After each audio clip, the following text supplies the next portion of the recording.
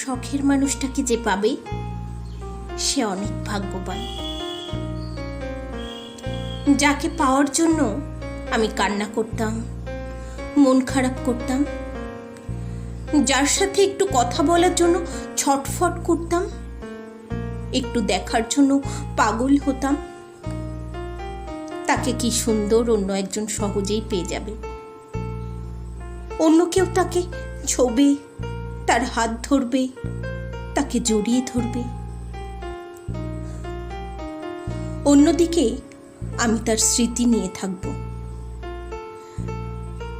হ্যাঁ, তাকে ছাড়া হয়তো মরে যাব না, কিন্তু কখনো ভালো থাকতেও পারবো না।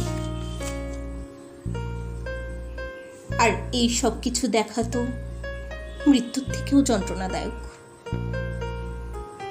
সরি, পারলে ক্ষমা করে দিও। তোমাকে অনেক জ্বালিয়েছি, সবসময় বিরক্ত করেছি, আর বিরক্ত করব না। ভালো থেকো।